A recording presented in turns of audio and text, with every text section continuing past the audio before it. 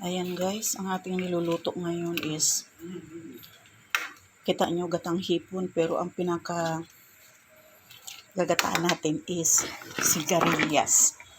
Ayan, ilagay natin na ang sigarilyas. Ayan, may tinapa yan guys. Ayan, ito ang ating gulay.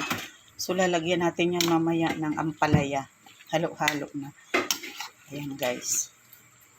Mamaya ilagay natin yung ampalaya. Ayan guys, ang ating ginataang. Huwag na natin sabihin na sigarilyas kasi sari-sari to, may ampalaya. Tsaka lalagyan natin din siya ng konting malunggay. Ayan, lagay na natin itong si ampalaya. Ayan. Ito ang ating ulam na naman ngayon. Ayan. Ginataang gulay. Mamaya, lagyan natin yan siya ng malunggay.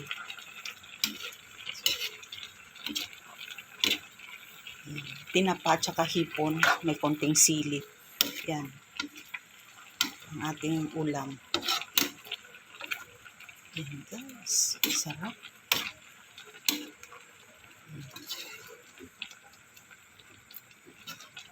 Yan guys. Mamaya ilalagay natin yung malunggay. Yan ito ang ating ulam.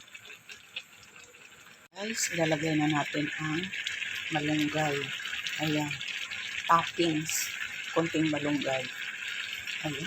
Nandiyan na lahat ng sustansya ng gulay na ito guys. Ayan na.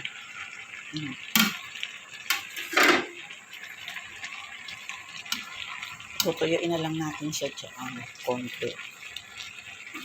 Ayan. Ito ang ulam for today. Ayan. Hindi nyo makikita sa camera guys kasi buraot pa yung mukha ko. Ayan. Tuyuin na lang natin siya ng konti. Ayan guys, marami tayong sahog na hipon.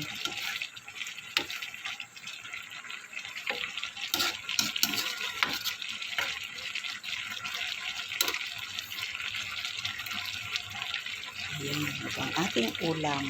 Tinikman na natin ang lasa niyan guys is